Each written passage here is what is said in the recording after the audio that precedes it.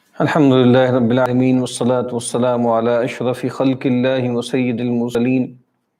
وعلى آله وصحبه أجمعين. رب اشرح لي صدري ويسر لي أمري واحلل عقدة من لساني يفقهوا قولي. اللهم انفعنا بما علمتنا وعلمنا ما ينفعنا وزدنا علما.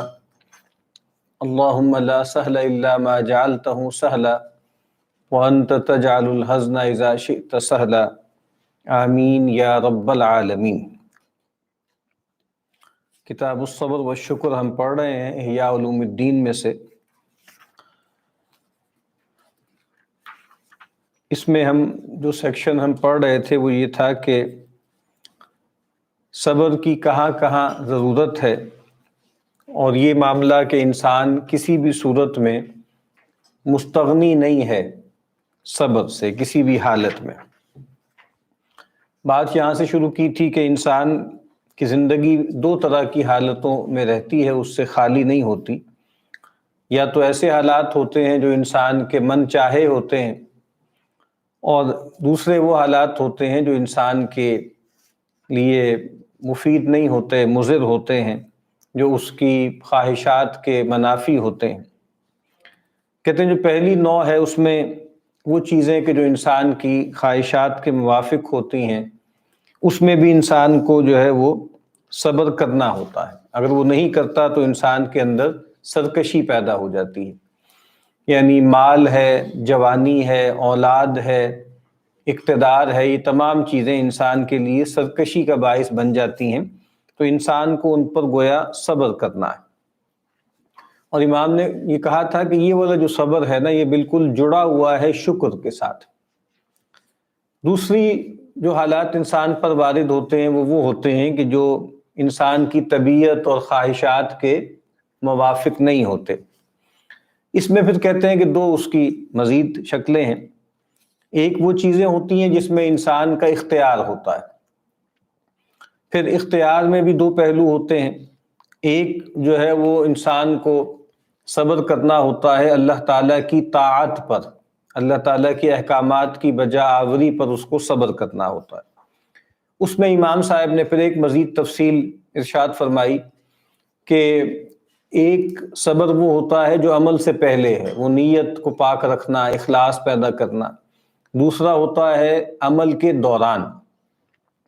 کہ انسان جو ہے وہ غفلت سے عمل نہ کرے، احسان کے ساتھ وہ عمل کرے، پوری طرح آداب اور شرائط کے ساتھ اس نیکی کو بجا لائے۔ اس کے لیے بھی انسان کو ثبات چاہیے، صبر چاہیے۔ اور تیسری حالت یہ ہے کہ انسان جب عمل سے فارغ ہو جائے تو اب وہ یہ چاہے کہ اس کا چرچا ہو، اس کی شہرت ہو، لوگ اس پر مطلع ہوں، تو اس سے بچنے کے لیے بھی انسان کو جو ہے وہ صبر کی ضرورت ہوتی۔ اب اس کے بعد کہتے ہیں کہ جو دوسری صورت ہے نا، جس میں اختیار انسان کو حاصل ہے لیکن وہ انسان کی طبیعت کے موافق نہیں ہوتی، وہ ہوتے ہیں معاصی، یعنی گناہوں سے بچنا۔ کہتے ہیں اللہ تعالیٰ نے تمام جو انواع معاصی ہیں اس کو اپنے اس قول میں جمع کر دیا۔ اعوذ باللہ من الشیطان الرجیم، بسم اللہ الرحمن الرحیم۔ وَيَنْهَا عَنِ الْفَحْشَاءِ وَالْمُنْكَرِ وَالْبَغْيِ۔ پہلا حصہ طاعات کے ضمن میں لائے تھے، ان اللہ یأمر بالعدل والإحسان وإیتاء ذی القربى، اور معاصی کے بارے میں فرماتے ہیں کہ وہ بھی اللہ تعالیٰ نے جمع کر دی ہیں، اس کی تمام صورتیں اس ٹکڑے میں، کہ اللہ تعالیٰ تمہیں منع کرتا ہے فحش سے اور منکر سے اور سرکشی سے۔ اور نبی کریم صلی اللہ علیہ وسلم کا قول نقل کیا، المہاجر من ہجر السوء والمجاہد من جاہد ہواہ۔ یہ حدیث مختلف الفاظ میں، اس سے تھوڑے مختلف الفاظ میں کئی کتابوں میں وارد ہوئی ہے کہ اصل میں حقیقی مہاجر تو وہ ہوتا ہے جو برائی کو ترک کر دے، برائی سے ہجران اختیار کرے، دوری اختیار کرے۔ اور حقیقی مجاہد تو وہ ہوتا ہے جو اپنی خواہشات نفس سے لڑے، اس سے جد و جہد کرے، اس سے جو ہے وہ مجاہدہ کرے۔ اور کہتے ہیں کہ معاصی ہوتی کیا ہے؟ معاصی بنیادی طور پر جو باعث ہوا ہے نا، یعنی جو انسان کے اندر خواہشات کی امپلس ہے، جب انسان اس کے اقتضاء پر عمل کرتا ہے تو اس سے معاصی وجود میں آتی ہیں۔ اب کہتے ہیں جو صبر کی انواع میں سب سے شدید صبر کیا ہے؟ وہ ان معاصی سے صبر ہے جو انسان کے لیے بالکل ایک عادت مألوفہ بن جاتی ہیں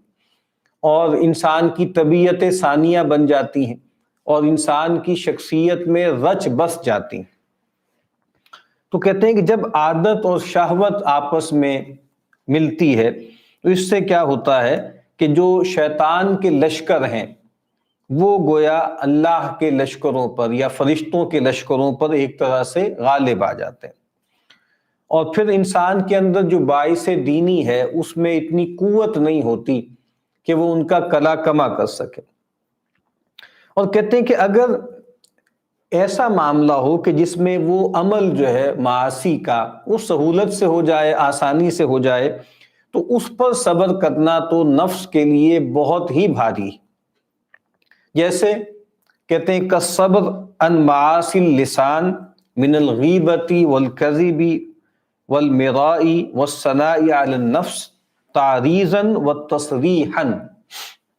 کہتے ہیں جیسے وہ گناہ جو بہت سہولت سے ہو جاتے ہیں، زبان کے جو گناہ ہوتے ہیں، آفات لسان، مثلا غیبت ہے، جھوٹ ہے، جھگڑا ہے، اور اپنے نفس کی تعریف ہے۔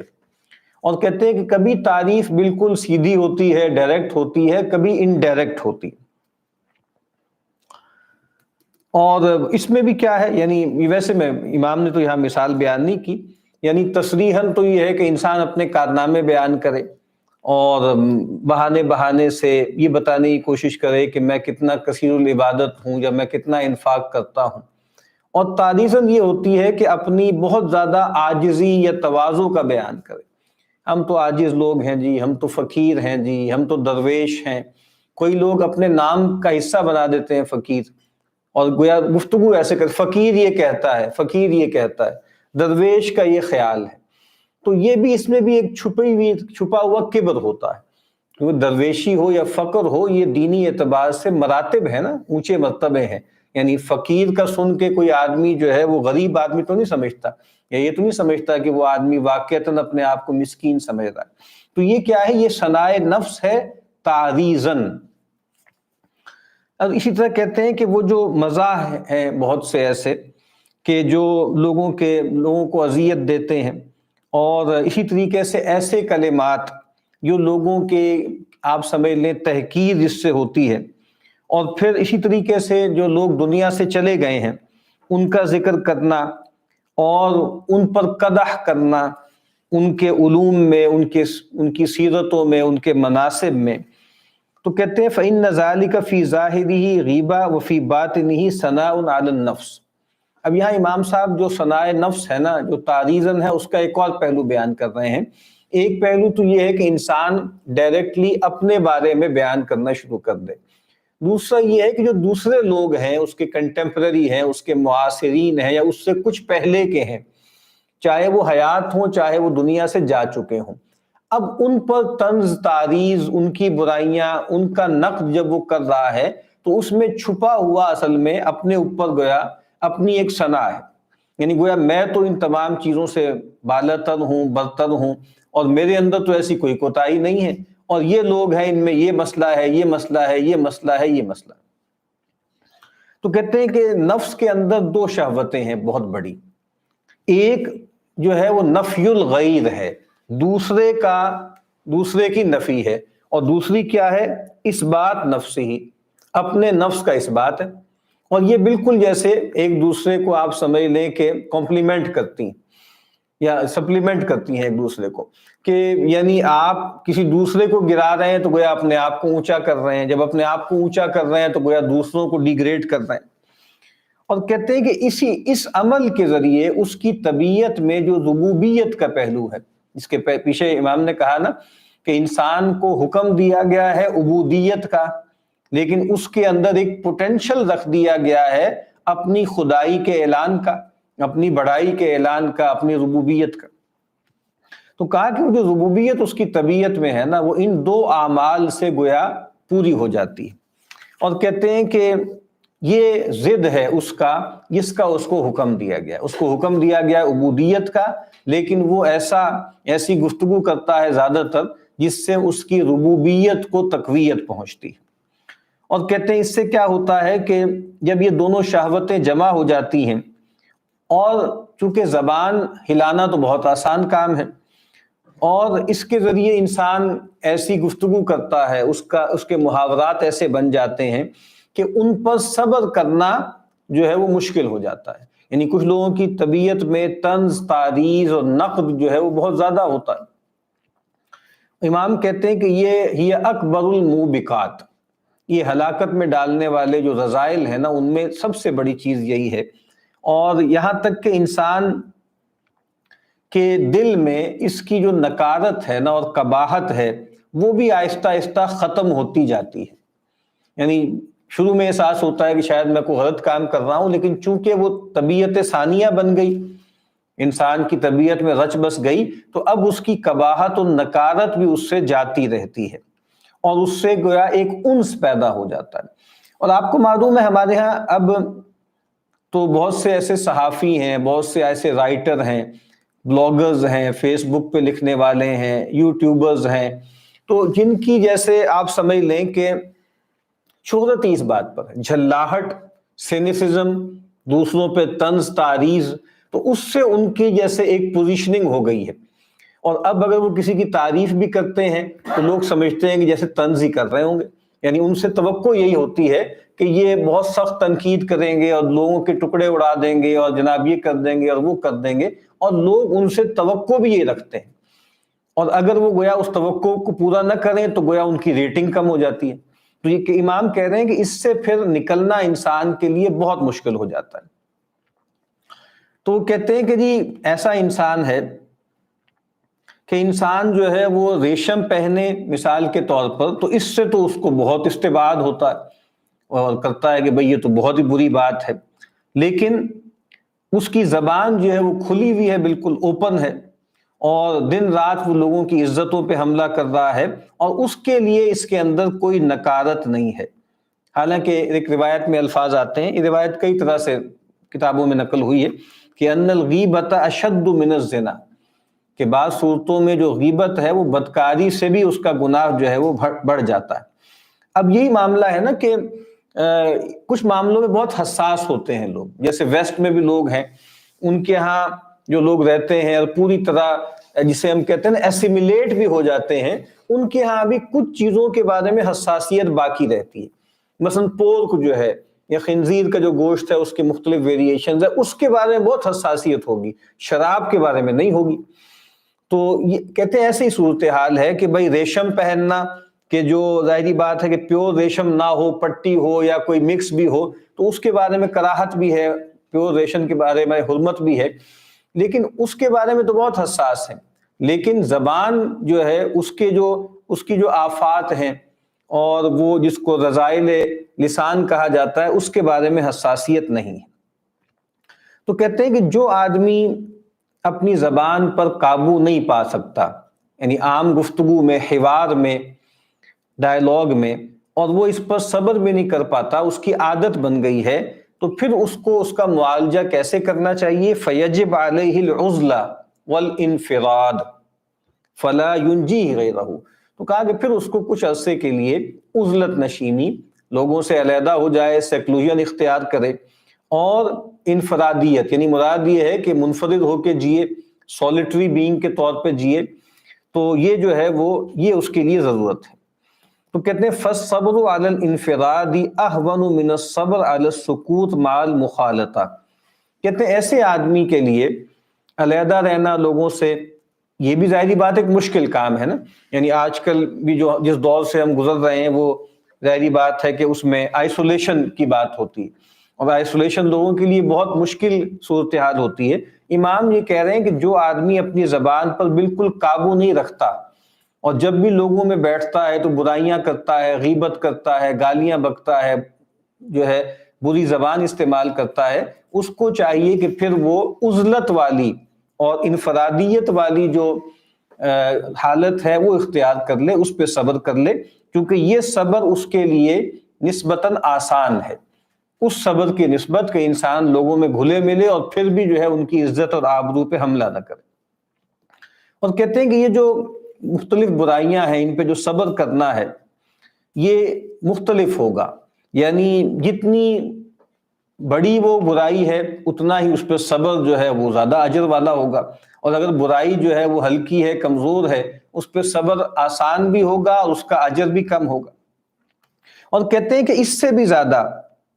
کہ انسان اپنی زبان کو حرکت دے، اس سے بھی زیادہ سہولت والا گناہ کیا ہوتا ہے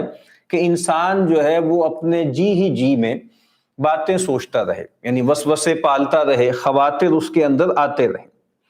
اب یعنی پہلے امام صاحب نے کہا کہ بھئی جو گناہ جتنا سہولت والا ہوگا اس پر صبر کرنا اتنا مشکل ہوگا۔ زبان ہلا لینا، اس کے ذریعے گناہ کرنا چونکہ بہت سہولت والا ہے، اس وجہ سے اس پر صبر بھی مشکل ہے۔ امام کہتے ہیں اس سے بھی زیادہ سہولت والی چیز کیا ہوتی ہے جو انسان کے ذہن میں چل رہا ہوتا ہے، ذہن اور قلب میں، کہ انسان جو ہے وہ تصورات قائم کر رہا ہے، یعنی معاذ اللہ خدا کے انکار کے بارے میں مختلف باتیں سوچتا رہتا ہے،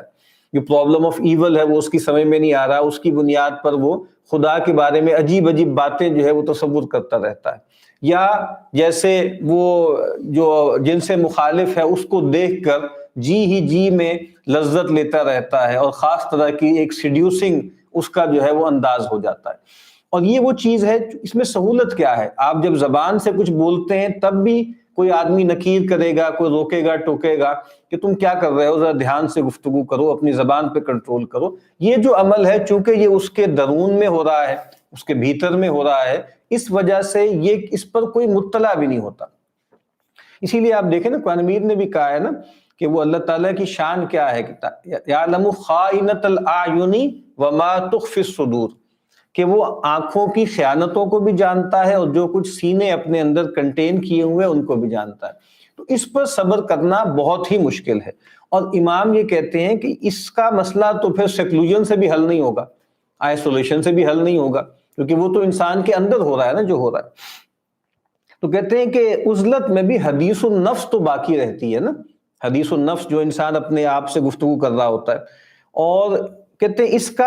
اس کا علاج کیا ہے؟ امام کہتے ہیں اس کا علاج بس یہی ہے کہ انسان اپنے دل کو کسی اور فکر میں، کسی اور پریشانی کہہ لیجئے، فکر کہہ لیں، غم کہہ لیں، اس میں غرق کر لے، یعنی کچھ اور باتیں سوچنے لگے۔ اور یہ بھی آپ کو سمجھنا چاہیے کہ اس طرح کی جو مسائل پیدا ہو جاتے ہیں نا، خدا کے بارے میں، آخرت کے بارے میں، عقیدے کے حوالے سے، اس سے ہٹانے کے لیے تو اگر کسی آدمی کو روپے، پیسے اور سٹیٹس اور گاڑی اور اس چیز پر بھی لگانا پڑے تو لگا دینا چاہیے۔ یعنی یہ نسبتاً کم تر مسئلہ ہے نا، کہ انسان کو کہ اچھا تم ایسا کرو، تم جو ہے وہ فلاں کام کر لو، تم فلاں گاڑی خرید لو، تم فلاں موبائل خرید لو، کہ کم از کم اس سے تو وہ ہٹے۔ ہمارے ایک دوست ہے کراچی میں، اچھے کھاتے پیتے آدمی، تو ان کا بیٹا بہت اچھا نیک ہے بھی، تو وہ جو ہے وہ ایک ادارے میں داخل ہوا اور وہاں پہ جا کر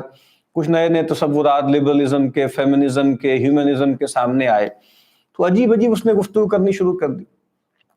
تو وہ کہتے ہیں کہ پھر میں بہت پریشان رہتا تھا، بہت معاملات تھے، تو پھر کسی نے مشورہ دیا کہ آپ ایسا کریں، اس کو اپنے ساتھ کام میں لگا لیں، اپنے بزنس میں، پڑھائی بھی کرتا رہے، اس کام میں لگ جائے۔ تو بس ٹھیک ہے، یعنی پیسے کا شوق پیدا ہو جائے اور یہ پیسہ میں کما لوں، میرے پاس یہ آ جائے، میرے پاس وہ آ جائے، یہ بہرحال بہت کمتر بات ہے اس سے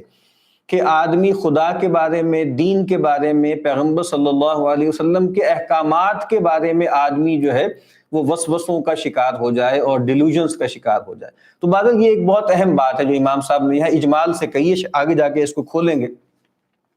کہ انسان جو ہے وہ اگر اس طرح کے تصورات اور خیالات اس پر آ رہے ہیں تو اس کو چاہیے کہ پھر وہ اور جو ہے فکریں پالے، کچھ اور چیزوں میں اپنے جی کو لگائے تاکہ یہ چیزیں اس سے جو ہے وہ نکل جائے۔ تو کہتے ہیں کہ اگر وہ اپنی فکر کو کسی متعین چیز پر فوکس نہیں کرے گا نا تو کیا ہوگا، پھر وسوسے آتے رہیں گے اور اس کو تنگ کرتے رہیں گے۔ اب کہتے ہیں کہ یہ ابھی انہوں نے بتایا تھا کہ دوسری حالت کیا ہے کہ ایک ایسی چیز ہوتی ہے جس پر انسان کو اختیار نہیں ہوتا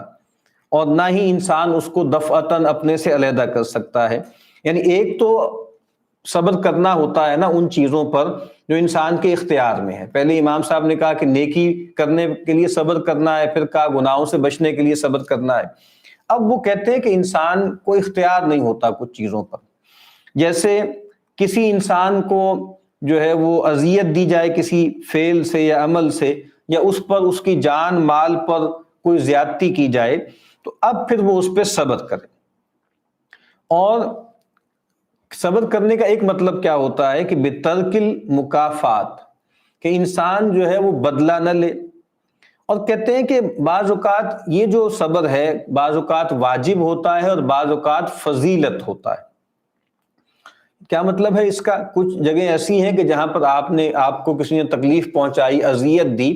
تو آپ اس کا بدلہ لے سکتے ہیں۔ وَإِنْ عَاقَبْتُمْ فَعَاقِبُوا بِمِثْلِ مَا عُوقِبْتُمْ بِهِ، لیکن وَلَئِنْ صَبَرْتُمْ لَهُوَ خَيْرٌ لِّلصَّابِرِينَ، قصاص کا بھی معاملہ ہے، کسی نے آپ کو مالیاتی طور پر جو ہے نقصان پہنچایا ہے تو تھرو پراپر چینل آپ اس سے جو ہے اس کا مواخذہ کر سکتے ہیں، تاوان لے سکتے ہیں۔ لیکن کچھ جگہوں پر تو گویا جو ہے وہ آپ، یہ فضیلت کی بات ہے کہ آپ صبر کر لیں، اور کچھ جگہوں پر جو ہے واجب ہوتا ہے۔ اب کہتے ہیں کہ بعض صحابہ یہ کہتے ہیں ما کننا نعد ایمان الرجل ایمانا اذا لم یصبر علی الاذی، کہ ہم کسی آدمی کے ایمان کو ایمان شمار نہیں کرتے، گردانتے نہیں تھے جب تک کہ ہم یہ نہ دیکھیں کہ وہ اذیتوں پہ صبر کرتا ہے یا نہیں کرتا۔ اور قرآن مجید نے فرمایا وَلَنَصْبِرَنَّ عَلَى مَا آذَيْتُمُونَا وَعَلَى اللَّهِ فَلْيَتَوَكَّلِ الْمُتَوَكِّلُونَ، اور ہم ضرور بالضرور صبر کریں گے اس پر جو تم نے ہمیں اذیت دی، اور اللہ تعالیٰ ہی ہے جس پر توکل کرنے والوں کو توکل کرنا چاہیے۔ اب دیکھیے مکہ میں جیسے نبی اکرم صلی اللہ علیہ وسلم کی طرف سے اور قرآن مجید کی طرف سے آرڈر یہ تھا کہ صبر کرنا ہے، تو اب مکہ میں گویا صبر کرنا یا ریٹیلیٹ نہ کرنا یہ فضیلت نہیں تھی، یہ واجب تھا۔ بعد کی صورتحال ہے، جب غلبے کی صورتحال ہے، وہاں پر کوئی انفرادی طور پر آپ کے ساتھ زیادتی کر دے تو آپ معاف کر دیں تو یہ فضیلت ہے۔ لیکن آپ دیکھیے نا جو مکی دور ہے اس میں تو گویا معاف کر دینا یا صبر کرنا ہی آرڈر آف دا ڈے تھا، تو اب وہاں پر صبر فضیلت نہیں ہے بلکہ وہ واجب ہے۔ اسی طریقے سے نبی اکرم صلی اللہ علیہ وسلم نے ایک مرتبہ مال تقسیم کیا، تو مسلمانوں میں سے کچھ بدو لوگ جو نئے نئے آئے تھے اور پیغمبر سے تربیت یافتہ بھی نہیں تھے، ان کے اندر کچھ نفاق کا ایلیمنٹ بھی تھا، ان میں سے ایک صاحب نے کہا اور بہت دریدہ دہنی کا معاملہ کیا، اس نے کہا ہذہ قسمۃ ما ارید بہا وجہ اللہ، یہ جو تقسیم ہے نا اس میں اللہ کی رضا نہیں چاہی گئی، معاذ اللہ، یعنی پیغمبر پہ الزام لگا رہے ہیں کہ آپ نے غیر جانبداری برتی ہے اور آپ جو ہے وہ کوئی پیرٹی کا معاملہ آپ نے کیا۔ اچھا جی، تو ڈسپیرٹی کی ہے آپ نے۔ تو نبی اکرم صلی اللہ علیہ وسلم کو جب یہ بات پتہ لگی تو آپ صلی اللہ علیہ وسلم کے جو مبارک گال تھے، چہرہ تھا، وہ بالکل سرخ ہو گیا، اور آپ نے فرمایا یرحم اللہ اخی موسیٰ لقد اوذی باکثر من ھذا فصبر، اللہ رحم کرے میرے بھائی موسیٰ پر، ان کو اس سے کہیں زیادہ اذیت دی گئی لیکن انہوں نے صبر کیا۔ اور اس سے بھی یہ بات معلوم ہوتی ہے نا کہ قرآن مجید میں جو انباء والرسل اور قصص الانبیاء آئے ہیں اس میں جو ایک پہلو خود قرآن مجید نے بیان کیا ہے نا، لنثبت بہ فؤادک، تاکہ اس کے ذریعے ہم آپ کے دل کو ثبات عطا کریں، تو ایک اسوہ آپ کے لیے رہے۔ اور نبی اکرم صلی اللہ علیہ وسلم کو کہا بھی گیا نا کہ فاصبر کما صبر اولو العزم من الرسل، اور پھر صحابہ کرام سے کہا گیا یا آپ کے جو امتی تھے ان سے کہا گیا کہ وَلَا تَكُونُوا كَالَّذِينَ آذَوْا مُوسَىٰ فَبَرَّأَهُ اللَّهُ مِمَّا قَالُوا، کہ دیکھو ان لوگوں کی مانند مت ہو جانا جنہوں نے موسیٰ کو اذیت دی، تو اللہ تعالیٰ نے ان کو بری کر دیا ان تمام چیزوں سے جو وہ ان کو برا کہہ رہے تھے۔ اور اللہ تعالیٰ فرماتے ہیں وَدَّعْ أَذَاهُمْ وَتَوَكَّلْ عَلَى اللَّهِ، اے نبی ان کی اذیتوں کو چھوڑ دیجئے، ان سے صرف نظر کیجئے اور اللہ پہ توکل کیجئے۔ اور آگے آیت لے کر آئے ہیں وَاصْبِرْ عَلَىٰ مَا يَقُولُونَ وَاهْجُرْهُمْ هَجْرًا جَمِيلًا، یہ سورہ مزمل ہے نا، ابتدائی نازل ہونے والی آیات میں سے ہے۔ وہاں کہا کہ اے نبی صلی اللہ علیہ وسلم جو کچھ یہ آپ سے کہہ رہے ہیں، جو بھی فضول باتیں کر رہے ہیں، یاوہ گوئی کر رہے ہیں، آپ کو ٹارچر کر رہے ہیں اپنی زبان کے ذریعے، تو آپ اس پر صبر کیجئے، ثابت قدم رہیے اور ان سے علیحدگی اختیار کیجئے بہت خوبصورتی کے ساتھ۔ اور فرمایا کہ وَلَقَدْ نَعْلَمُ أَنَّكَ يَضِيقُ صَدْرُكَ بِمَا يَقُولُونَ فَسَبِّحْ بِحَمْدِ رَبِّكَ، اے نبی ہمیں خوب معلوم ہے جو کچھ یہ کہتے ہیں اس سے آپ کا سینہ تنگ ہوتا ہے، بھینچتا ہے، بس آپ کیا کیجئے، اپنے رب کی تسبیح کیجئے اس کے حمد کے ساتھ۔ اور یہاں یہ آیت بھی ہے اور آگے بھی ہم دیکھیں گے کہ قرآن مجید میں جہاں پر بھی نبی اکرم صلی اللہ علیہ وسلم کو صبر کی تلقین کی گئی ہے، ثابت قدمی کی تلقین کی گئی ہے، وہاں ساتھ ہی اللہ نے اپنے سے جڑنے کی تلقین کی، یعنی تسبیح، تحمید، سجدہ، عبادت، ہر جگہ آگے یہ آیات آئی ہیں، کیونکہ صبر کا جو سورس ہے وہ ظاہری بات ہے اللہ تعالیٰ کی ذات ہے۔ آگے فرمایا کہ آیت لے کر آئے ہیں وَلَتَسْمَعُنَّ مِنَ الَّذِينَ أُوتُوا الْكِتَابَ مِن قَبْلِكُمْ وَمِنَ الَّذِينَ أَشْرَكُوا أَذًى كَثِيرًا۔ مسلمانوں سے خطاب ہے کہ تم ضرور بالضرور سنو گے ان لوگوں کی طرف سے جن کو تم سے پہلے کتاب دی گئی، اور ان لوگوں کی طرف سے بھی جنہوں نے شرک کیا۔ کیا سنو گے؟ اذًا کثیرا، بہت ہی زیادہ اذیت ناک گفتگو۔ لیکن وَإِن تَصْبِرُوا، اور اگر تم ثابت قدم رہے، صبر کیا، وَتَتَّقُوا، اور تم اللہ سے ڈرتے رہے اور تقوی پر کاربند رہے، فَإِنَّ ذَلِكَ مِنْ عَزْمِ الْأُمُورِ، تو یہ واقعتاً بہت ہی عظیمت کے کاموں میں سے ہے۔ امام آگے وضاحت کرتے ہیں ای تصبروا عن المکافات، یعنی تم بدلہ لینے سے روک لو اپنے آپ کو۔ میں نے پہلے عرض کیا تھا کہ ویسے تو بدلہ جائز ہے نا، لیکن کہا کہ نہیں، تم جو ہے تم ایک برتر مقام پہ کھڑے ہو تو تم جو ہے وہ ترکی بترکی جواب نہ دو۔ اور کہا کہ اسی لیے اللہ تعالیٰ نے جو لوگ عفو درگزر کرتے ہیں، یعنی اپنے حقوق کے معاملے میں قصاص سے درگزر کرتے ہیں، بدلہ نہیں لیتے، اللہ تعالیٰ نے ان کی تعریف کی ہے۔ وَإِنْ عَاقَبْتُمْ فَعَاقِبُوا بِمِثْلِ مَا عُوقِبْتُمْ بِهِ، اور اگر تم بدلہ لے لو اس کے برابر جیسا تمہارے ساتھ زیادتی کی گئی تو کوئی حرج کی بات نہیں ہے، گویا جائز ہے، مباح ہے۔ وَلَئِن صَبَرْتُمْ، لیکن اگر تم صبر کرو گے فَهُوَ خَيْرٌ لِلصَّابِرِينَ، تو یہ صبر کرنے والوں کے لیے بہتر ہے۔ اب یہ گویا کیا ہے، یہ وہ جگہ ہے جہاں پر صبر ایک فضیلت ہے، صبر واجب نہیں۔ اور نبی اکرم صلی اللہ علیہ وسلم نے اپنی امت سے کہا ہے کہ سل من قطعک یا سل من قطعک، کہ جڑو اس سے جو تم سے کٹتا ہے، وآتی من حرمک، اور جو تمہیں محروم رکھتا ہے اس کو عطا کرو، واعفو عمن ظلمک، اور جو تم سے زیادتی کرتا ہے اس سے درگزر کرو۔ اور امام کہتے ہیں کہ میں نے انجیل میں سیدنا مسیح کا یہ قول پایا ہے، اور یہ قول موجود ہے اس وقت بھی، جو میتھیو کی بائبل ہے، متی کی انجیل ہے، اس میں موجود ہے یہ قول، ان کا بہت مشہور ہے، یہ تو ضرب المثل ہے۔ انہوں نے کہا کہ سیدنا مسیح نے کہا کہ تم سے پہلے یہ کہا گیا تھا، حکم یہ تھا نا، یعنی یہود کے ہاں یہ حکم تھا، اور قرآن میں بھی یہ حکم ہے، بعد میں آیا، ٹھیک ہے نا، اور کہا نا کہ ہم نے تم پر لکھ دی یہ بات کہ ان السن بالسن، ٹھیک ہے، اور کہا نا کہ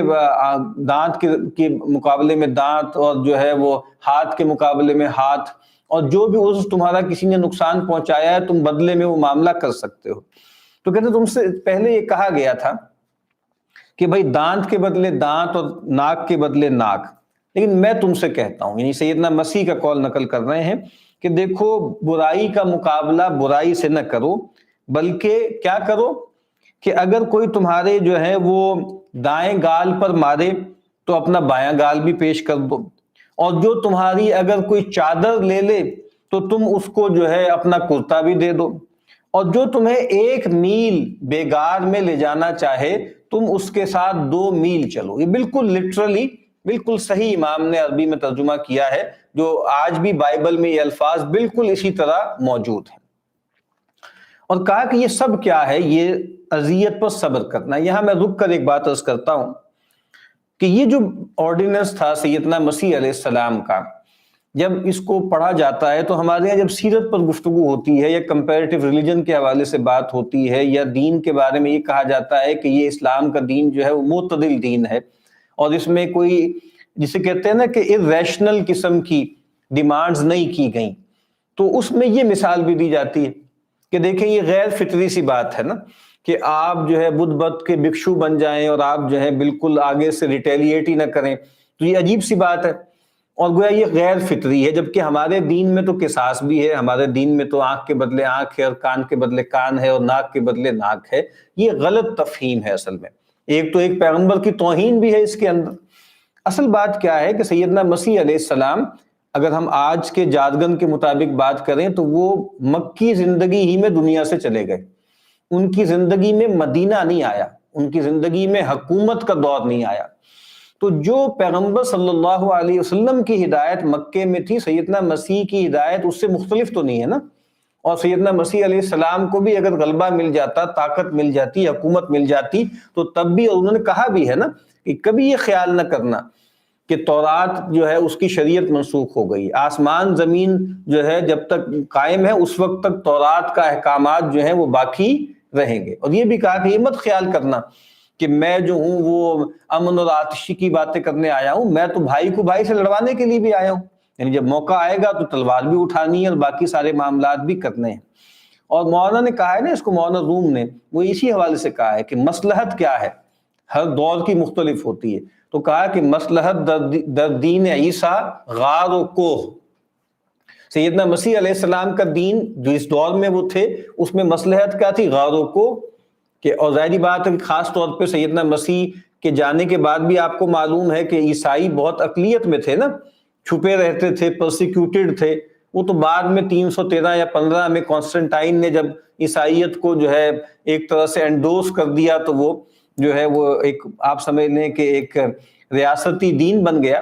تو بہرحال ان کے یہاں کیا تھا؟ غاروں کو، اور ظاہری بات ہے کہ مین سٹریم سے سائڈ پہ رہنا، اور مصلحت در دین ما جنگ و شکو۔ اور ہمارے دین کی مصلحت کیا ہے؟ جنگ اور شکو، گرینجر، پاور۔ تو وجہ کیا ہے کہ نبی اکرم صلی اللہ علیہ وسلم نے حکومت قائم کی اور آپ کے خلفاء نے بھی آگے حکومتیں قائم کی، اور پھر اس کے بعد وہ چلتی رہی۔ بہرحال یہ اضافی طور پر میں نے ایک بات عرض کی تھی، یہاں امام نے سیدنا مسیح کا یہ قول نقل کیا۔ تو کہتے ہیں یہ سب کیا ہے؟ یہ اذیت پر صبر کرنے کا حکم ہے، اور کہتے ہیں کہ پھر اذیتوں پر، لوگوں کی اذیتوں پر صبر کرنا یہ صبر کے اعلیٰ مراتب میں۔ اور پھر یاد کر لیجئے امام نے کہا تھا، ایک اذیتیں یا تکلیفیں وہ ہوتی ہیں جس میں بظاہر کسی ہیومن انٹرونشن کا ہمیں یا ہیومن ہینڈ نظر نہیں آتا، اس پر صبر کرنا آسان ہوتا ہے۔ زلزلے پر، آسمانی بجلی گر گئی، کچھ اور ایسا معاملہ ہو گیا، اولاد دنیا سے چلی گئی اچانک، یا اور کوئی تکلیف بیماری آ گئی، لیکن جس میں انسان انوالو ہوتے ہیں، ہیومن ایجنٹ بیچ میں آتا ہے اور وسائط اور وسائل ہوتے ہیں، وہاں پر صبر کرنا مشکل کام ہوتا ہے۔ اچھا، اس کے بعد کہتے ہیں کہ تیسری قسم کیا ہوتی ہے کہ اب یہ وہ آ رہا ہے جس کی میں نے ابھی بات کی نا، جس کو یہ جو ابھی بات تھی جو ہم نے پڑھی ہے، یہ کیا ہے؟ یہ ہیومن ایول ہے۔ اور اب جس ایول کا وہ تذکرہ کر رہے ہیں وہ نیچرل ایول ہے، یا ڈیوائن جس کو ہم کہتے ہیں۔ ہم ڈیوائن نہیں کہتے، نیچرل ایول ہے، ہمیں لگتا ہے کہ اس میں انسانی ہاتھ نہیں ہے۔ تو کہتے ہیں کہ جہاں پر انسان کا اختیار ہے ہی نہیں، بالکل ہی نہیں ہے، یعنی جہاں پر دیکھیں ظلم آپ پہ کیا جا رہا ہے، تو ظاہری بات ہے آپ کا اس میں عمل نہیں ہے، لیکن ایک دوسرے آدمی کا عمل تو ہے نا۔ لیکن جہاں پر تو آپ کو بظاہر نہ انسان تو ظاہر بات ہے جھیل رہا ہے، ریسیونگ اینڈ پر ہے، اور جس کی طرف سے آ رہا ہے وہ ایجنٹ بھی ہیومن نہیں ہے بلکہ بظاہر وہ ڈیوائن ہے۔ تو کہتے ہیں جیسے مصائب ہے، اعزاء و اقارب کی موت ہے، مال کا ہلاک ہونا ہے، مرض کے ذریعے صحت کا زوال ہے، آنکھ انسان کی ضائع ہو گئی، کوئی اعضاء اس کے بیکار ہو گئے، تو کہتے ہیں یہ جو بلا ہے نا، تو کہتے ہیں ان پر صبر کرنا بھی بہت اونچی بات ہے۔ عبداللہ ابن عباس رضی اللہ تعالی عنہما فرماتے ہیں، الصبر فی القرآن علی ثلاثۃ اوجہ، قرآن مجید میں جس صبر کا تذکرہ ہے وہ 3 طرح سے ہے۔ صبر علی اداء فرائض اللہ تعالی فلہ 300 درجہ، ایک تو وہی جو ابھی ہم نے پڑھا ہے، اللہ تعالیٰ کے احکامات بجا لانے، ان کے فرائض پورے کرنے، اس پہ صبر کرنا، اس کے 300 گویا درجات ہیں۔ وصبر عن محارم اللہ تعالیٰ فلہ 600 درجہ، اور اللہ تعالیٰ کے گناہ جو اللہ تعالیٰ نے منع کی ہیں، چیزیں جو گناہ کی ہیں ان سے بچنا گویا وہ 600 مرتبے ہیں، اس سے زیادہ ہیں۔ وصبر علی المصیبہ عند الصدمۃ الاولی فلہ 900 درجہ، اور کہتے ہیں کہ مصیبت پر صبر کرنا، اور عبداللہ ابن عباس اس کو کوالیفائی کر کے کہتے ہیں عند الصدمۃ الاولی، جب ابتدائی تکلیف پہنچے، صدمہ پہنچے، تو اس کے 900 درجات ہیں۔ اور یہاں بڑی اہم بات ہے، ہم پہلے بھی اشارہ کر چکے ہیں کہ صبر تو کہتے ہی اس کو ہیں کہ جب انسان کو چوٹ تازہ لگی ہو تو انسان صبر کرے، ورنہ سال 6 مہینے بعد تو سبھی کو صبر آ جاتا۔ تو کہتے ہیں کہ یہ جو فضیلتیں دی گئی ہیں نا ان مراتب میں، تو کہا کہ یہ ان تمام فضائل کے ساتھ ہیں جو پہلے بیان ہو چکے ہیں۔ تو اب کہتے ہیں کہ جو صبر علی بلاء اللہ تعالی ہے نا، اس پر قدرت نہیں رکھتے کمال کے ساتھ مگر انبیاء اور صدیقین، کیونکہ یہ نفس پر بہت زیادہ شدید ہے۔ اسی لیے نبی اکرم صلی اللہ علیہ وسلم یہ دعا کیا کرتے تھے کہ اسألک من الیقین ما تہون علی بہ مصائب الدنیا۔ تو یہ جو دعا ہے کئی طرح سے نقل ہوئی ہے کہ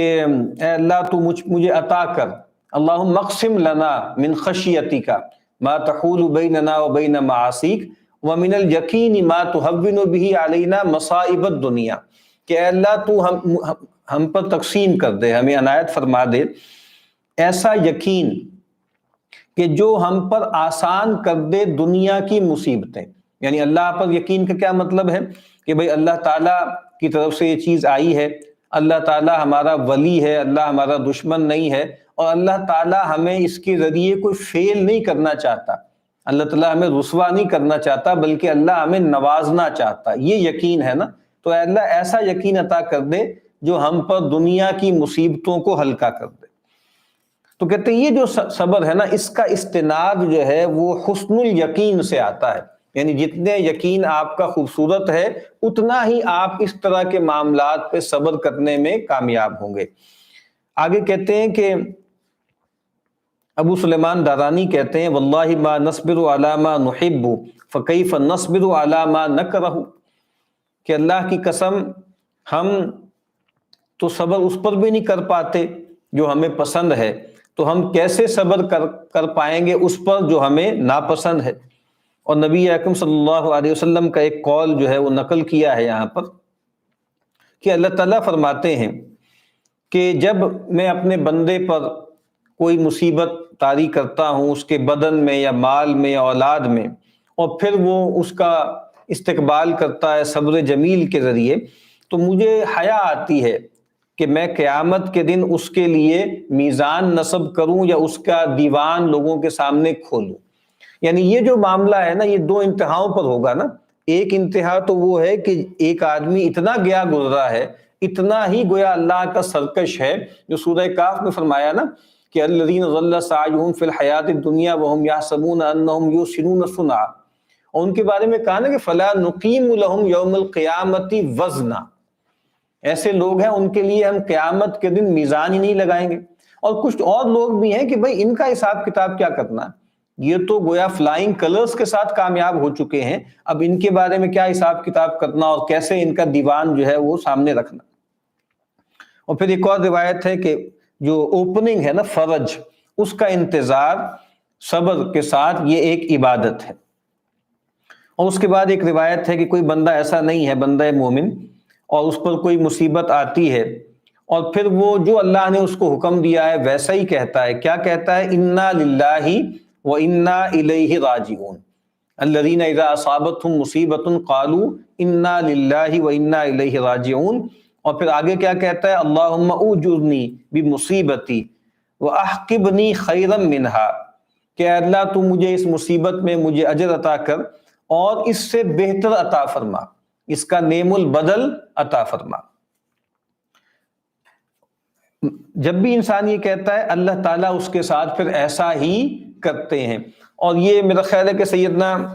سیدہ جو ام سلمہ ہے نا، یعنی ابو سلمہ جب دنیا سے رخصت ہوئے تو نبی اکرم صلی اللہ علیہ وسلم نے، ام سلمہ بہت رنجیدہ تھی تو ان کو یہ دعا سکھائی، اور پھر وہ دعا کرتی رہی کہ بھئی اللہ تو مجھے اس مصیبت میں اجر عطا کر اور اس سے کہیں وخلف، اور کچھ روایتوں میں وخلف لی کہ مجھے اس سے بہتر، اس کا بہتر نعم البدل عطا کر۔ تو کہتے ہیں اس کے بعد پھر نبی اکرم صلی اللہ علیہ وسلم سے میرا نکاح ہو گیا، اور ظاہری بات ہے پوری کائنات میں ان سے بہتر کوئی شخصیت تو ہو ہی نہیں سکتی، تو اللہ تعالیٰ نے کتنا بڑا مجھے اجر دیا کہ ابو سلمہ جو ہیں ان سے کہیں برتر، ظاہری بات ہے ان کے مخدوم اور ان کے پیغمبر جو ہیں ان سے میرا نکاح ہو گیا۔ انس کہتے ہیں کہ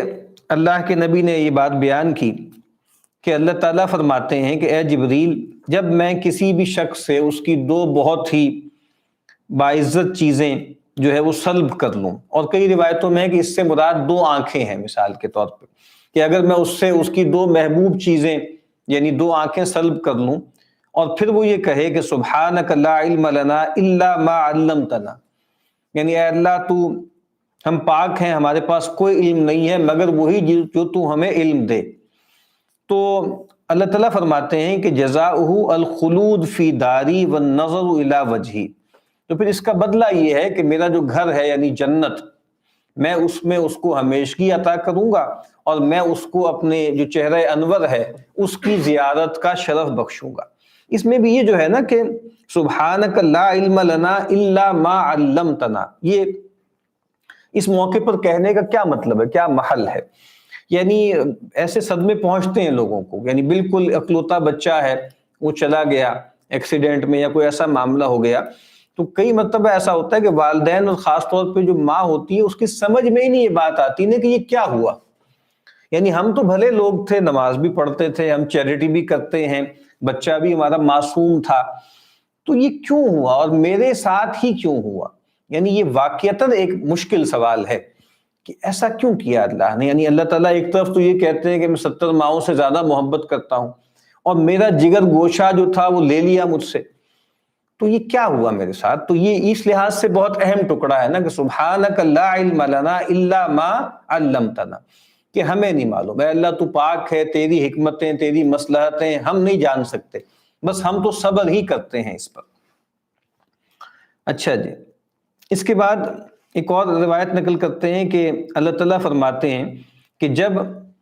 میں اپنے بندے کو کسی تکلیف میں آزمائش میں ڈالتا ہوں اور وہ صبر کرتا ہے اور اپنے پاس آنے جانے والوں کے سامنے میری شکایت نہیں کرتا، یہ بہت اہم بات ہے۔ یعنی یہ بری بات ہے نا کہ انسان جو ہے وہ اللہ تعالیٰ کی طرف سے کسی مصیبت کی شکایت جو ہے وہ بندوں کے سامنے رکھے، اس کے اپوزٹ کرنا ٹھیک ہے، یعنی بندے اس کے ساتھ کوئی برا کر رہے ہیں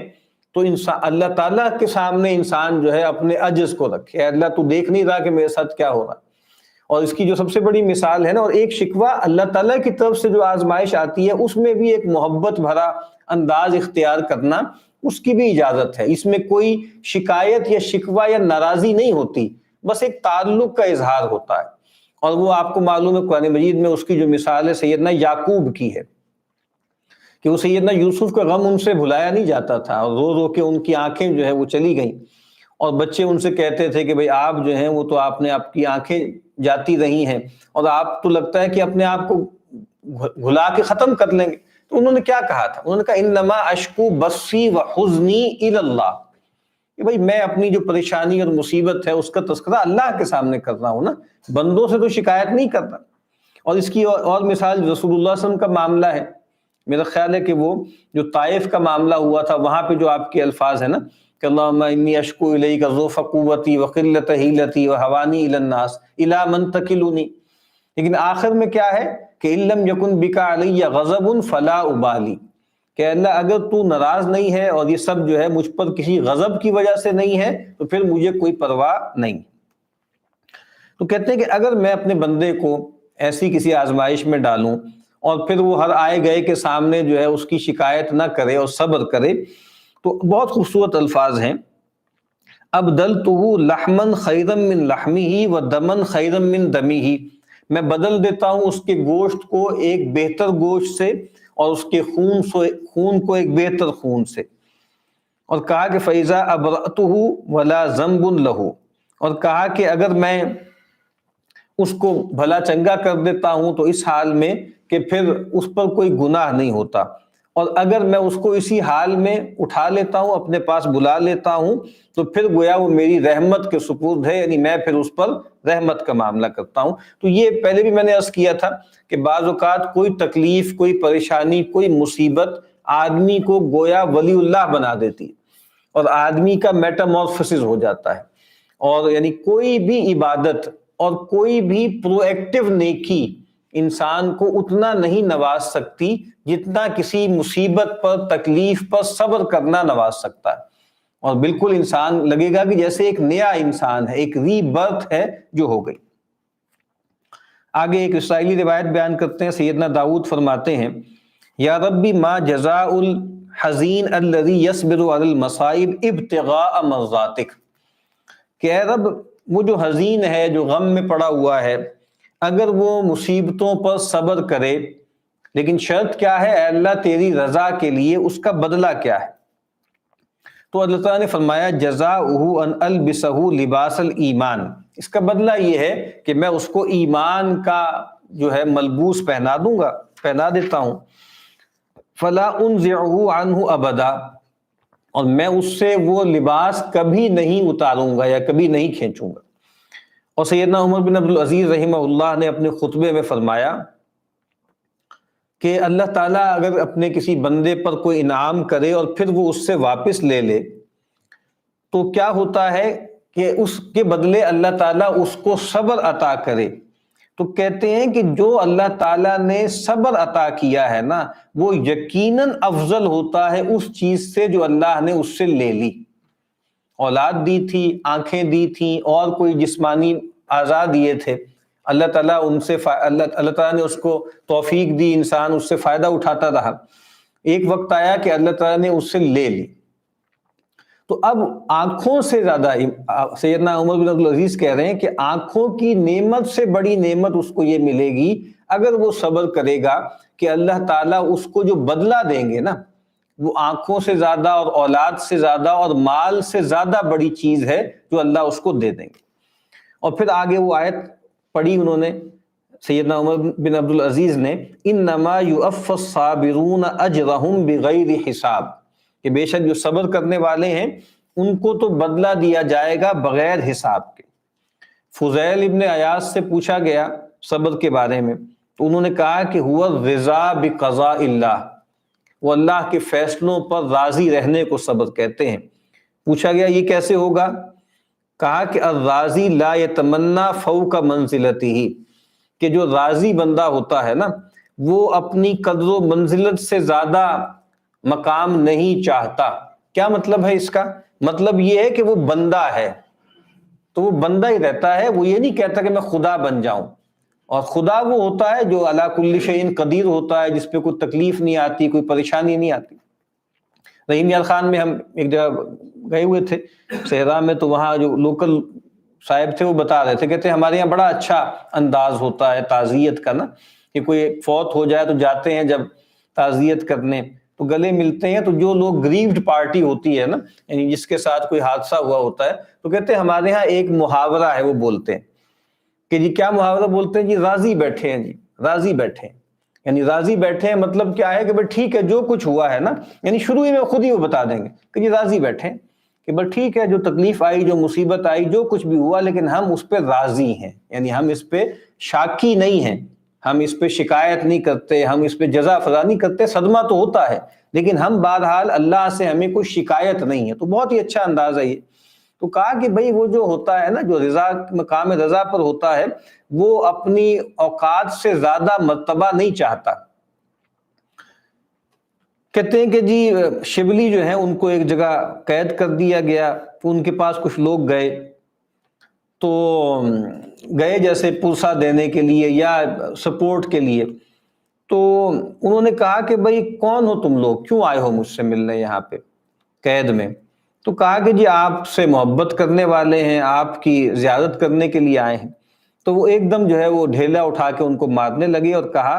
اور وہ جو ہے وہ ایک دم ڈر گئے۔ تو انہوں نے کہا کہ دیکھو اگر تم جو ہے واقعتاً مجھ سے محبت کرنے والے ہوتے تو پھر تم میری اس آزمائش پر صبر کرتے نا، نہ یہ کہ آ کر جو ہے اپنی جو ہے تائید کا اظہار کرو، یا یہ بھائی کہ ہم کسی طرح نکال دیں۔ یہ میں ابھی واقعہ پڑھ رہا ہوں تو مجھے ذہن میں آ رہی ہے بات کہ جو فلسفے کا ایک بہت بڑا آدمی تھا سقراط، اس پر مقدمہ قائم کیا گیا اور اس کو جو ہے وہ جیل میں ڈال دیا گیا، اور گویا ایک لحاظ سے موت کی سزا اس کو سنا دی گئی۔ تو کچھ دوست اس کے آئے اسی طرح، جس طرح یہاں پہ آئے نا، تو لگتا ہے کہ یہاں پر بھی ایسے ہی آئے تھے وہ، تو آئے، انہوں نے کہا کہ بھئی ہمارے سورسز ہیں، ہم کوئی آپ کے ساتھ معاملہ کر کے آپ کو یہاں سے بھگوا دیتے ہیں، آپ کو جو ہے یہاں سے فرار کروا دیتے ہیں۔ تو سقراط نے کہا کہ بھئی ساری زندگی میں جن اصولوں کی باتیں کرتا رہا، اب میں اپنی جان بچانے کے لیے کمپرومائز کر لوں تو ایسا تو نہیں ہوگا۔ تو گویا یہاں پر بھی وہ کہہ رہے ہیں کہ بھئی تمہیں صبر کرنا چاہیے بجائے اس کے کہ تم آ کر مجھے کوئی ہیلے بتا رہے۔ تو کہتے ہیں کہ بعض عارفین جو ہیں ان کی جیب میں جیسے ایک رکا ہوتا تھا، اور وہ جو ہے تھوڑی تھوڑی دیر بعد نکال کر اس کو پڑھتے تھے، اور اس میں کیا لکھا تھا اس رکے میں، وَاصْبِرْ لِحُكْمِ رَبِّكَ فَإِنَّكَ بِأَعْيُنِنَا۔ نبی کریم صلی اللہ علیہ وسلم کو خطاب کر کے فرمایا گیا کہ اے نبی اپنے رب کے حکم کے انتظار میں صبر کیجئے کہ بے شک آپ ہماری نگاہوں میں ہیں۔ جو فَإِنَّكَ بِأَعْيُنِنَا ہے نا، یہ گویا لگتا ہے کہ قرآن مجید کی جو بہت ہی دل نواز جو آیتیں ہیں ان میں سے ہے کہ نبی اکرم صلی اللہ علیہ وسلم سے اتنی محبت، اتنا التفات کہ بے شک آپ جو ہے ہماری نگاہوں میں، ہم آپ کو ہر وقت گویا دیکھ رہے ہیں اور آپ ہماری نگرانی میں ہیں۔ اور کہا جاتا ہے کہ فتح الموصلی ایک صاحب تھے، ان کی جو بیگم ایک مرتبہ جیسے لڑکھڑا گئیں، ان کو جو ہے پاؤں رپٹ گیا اور اس سے جو ہے ان کا جو ناخن ہے وہ اتر گیا، تو ایک دم جیسے وہ ہنسنے لگیں۔ تو ان سے کہا گیا کہ کیا آپ کو تکلیف محسوس نہیں ہوتی؟ تو انہوں نے کہا کہ ان لذت ثوابہ ازالت عن قلبی مرارۃ وجعہ۔ کہتے ہیں کہ یہ جو تکلیف ہوئی ہے نا، اس کی ایک تلخی تھی، تو کہتے ہیں کہ یہ جو میں نے صبر کیا اس پر کہ میرا ناخن اتر گیا اور میں نے صبر کیا، اس کا جو ثواب ملنا ہے نا، اس کی لذت اتنی زیادہ ہے کہ اس نے میرے دل سے اس ناخن اترنے کی تکلیف کو دور کر دیا۔ اب یہ بھی ایک عجیب سا پرسپیکٹیو ہے نا کہ بھائی جو تکلیف ہوئی ہے لیکن میں نے اگر صبر کر لیا تو اس پہ جو اجر ملے گا وہ اس سے کہیں زیادہ ہے۔ اور کہتے ہیں کہ جی داؤد علیہ السلام نے اپنے بیٹے سلیمان سے کہا کہ یستدل علی تقوی المؤمن بثلاث۔ کہتے ہیں کسی مومن کے تقوی پر جو سب سے بڑا مستدل کیا ہے، وہ تین چیزیں ہیں۔ دلالت کرنے والی چیزیں کون سی ہیں؟ وہ تین ہیں۔ نمبر ایک، حسن التوکل فیما لم ینل، جو چیز اس کو نہیں ملی اس پر وہ توکل کرے بہت خوبصورتی کے ساتھ۔ وہ حسن الرضا فیما قد نالا، اور جو اس کو مل گیا ہے، چاہے اچھائی ملی ہے چاہے کوئی تکلیف والی چیز ملی ہے، اس پہ راضی رہے، حسن رضا کا معاملہ کرے۔ وہ حسن الصبر فیما قد فات،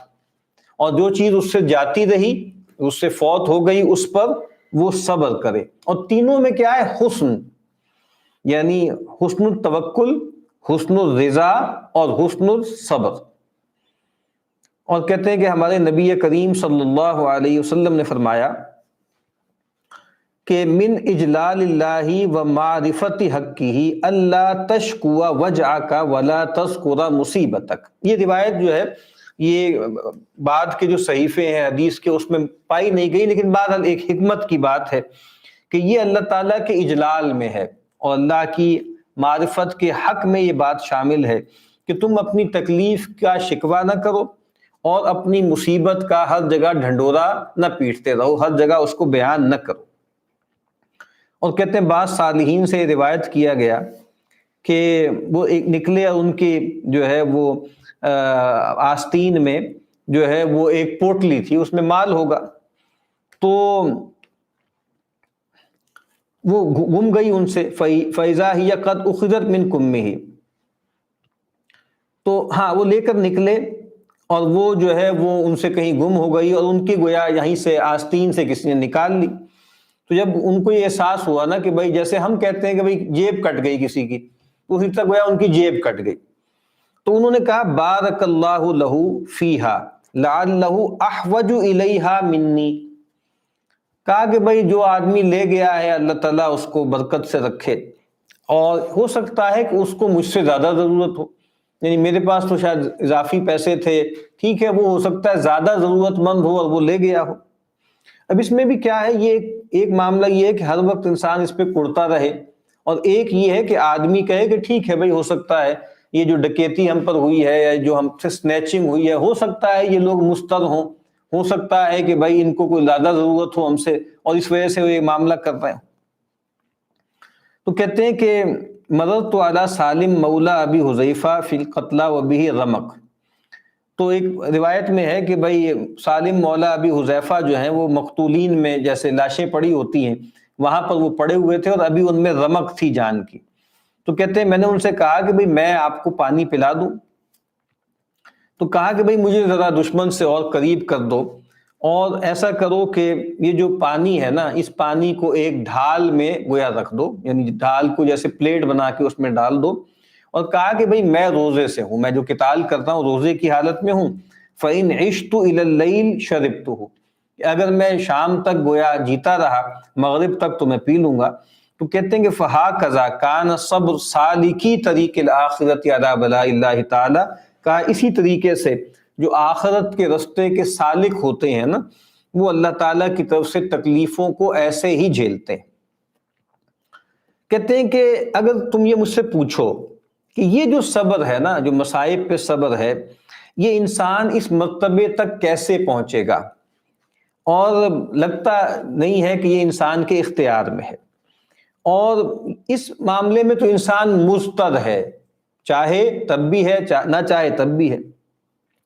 تو کہتے ہیں اگر اس سے مراد یہ ہے کہ اس کے نفس میں مصیبت کی کراہت نہ ہو تو یہ تو پھر اختیار سے باہر ہے۔ یعنی آپ یہ کیا کہہ رہے ہیں کہ بھئی تکلیف پر صبر کرنے کا اگر مطلب یہ ہے کہ انسان تکلیف کو ناگوار سمجھنا چھوڑ دے تو یہ بات تو ٹھیک نہیں لگتی۔ اللہ تعالیٰ نے انسان کو ایسا خلق کیا ہے کہ جب اس پر کوئی تکلیف آتی ہے تو تکلیف محسوس بھی ہوتی ہے۔ تو اگر آپ یہ کہہ رہے ہیں کہ صبر کا مطلب یہ ہے کہ آدمی اس سب کو چھوڑ دے تو یہ تو اختیار میں نہیں۔ تو کہتے ہیں کہ اصل میں جو صبر کا مقام ہے وہ کیا ہے، انسان صبر سے کب نکلتا ہے، وہی بات جو کئی مرتبہ بیان ہو چکی، بالجزع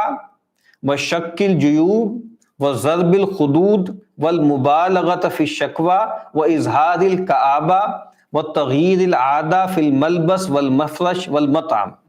کہتے ہیں اصل بات تو یہ ہے کہ انسان پر کوئی تکلیف آئے، کوئی مصیبت آئے اور انسان جو ہے وہ اپنے جزا فضا کرنے لگے، شور مچائے بہت زیادہ، اپنا گریبان چاک کر دے، اپنے جو ہے گالوں پہ تھپڑ مارے، اور اسی طریقے سے شکایت بہت مبالغے سے کرے اور ہر وقت اپنی تکلیفیں بیان کرتا رہے۔ جیسے یہ عادت ہوتی ہے کچھ لوگوں کو کہ بھئی تکلیف آئی ہے لیکن اب اس کا اتنا ڈھنڈورا پیٹنا، اس کا اتنا اشتہار دینا، یہ بھی صبر کے منافی ہے۔ اور اسی طریقے سے آدمی پہننے اوڑھنے کھانے پینے کے معاملے میں جو ہے بالکل ہی رہ جائے۔ جیسے ہوتا ہے نا ہمارے ہاں یہ عام ہوتا ہے کہ جی وہ ہماری جو ہے اس دفعہ رمضان میں دادی فوت ہو گئی تھی، نانی فوت ہو گئی تھی، اس دفعہ جی ہم عید نہیں کر رہے۔ یعنی عید نہیں کر رہے کیا مطلب ہے کہ جی ہمارے بچے جو ہے وہ نئے کپڑے نہیں پہنیں گے یا ہم خوش نہیں ہوں گے۔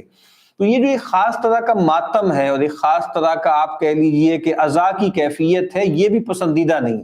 اسی لیے آپ کو معلوم ہے کہ کہا گیا ہے کہ 3 دن تک بس لوگ رہیں وہاں پر، جو ان کے لواحقین ہیں، جو اولیاء ہیں، اور لوگ آ کے ان سے تعزیت کریں۔ یہ جو ہمارے شاید پنجابی میں کہتے ہیں نا پھوڑی ڈال کے بیٹھے رہنا، کہ 10 دن 20 دن، کئی جگہوں پہ دیہات میں 40 دن تک ددی بچھی رہتی ہے، لوگ آ رہے ہیں بیٹھ رہے ہیں دعا کر رہے ہیں، بار بار دعا ہو رہی ہے، پھر اس کے بعد معاملہ ہو رہا ہے۔ وہ جس کو ہمارے یہاں کہتے ہیں فرش ماتم، اہل تشیع کے یہاں لوگ استعمال ہوتا ہے فرش عزا۔ وہ تو کہتے ہیں نا کہ فرش عزا ہمارے لیے عبادت کی جگہ ہے، اور کبھی آپ ان کی گفتگو سنو وہ کہیں گے یہ نماز سے بھی بڑا عمل ہے عبادت کا جو ہم یہ فرش عزا پر بیٹھتے ہیں۔ تو یہ جو فرش عزا ہے نا اپنے کسی قریبی عزیز کے لیے کہ آدمی یہ کرتا رہے، یہ ٹھیک نہیں ہے۔ اسی لیے آپ کو معلوم ہے کہ جو بیوہ ہے نا، کوئی شخص فوت ہو گیا تو اس کی بیوہ کے لیے 4 مہینے اور 10 دن وہ گویا ایک خاص طرح کی جو ہے عدت کا معاملہ ہوگا، اس میں وہ زینت نہیں کرے گی، بہت شوق کپڑے نہیں پہنے گی اور باہر ادھر ادھر نہیں جائے گی۔ ورنہ یہ جو تصور ہے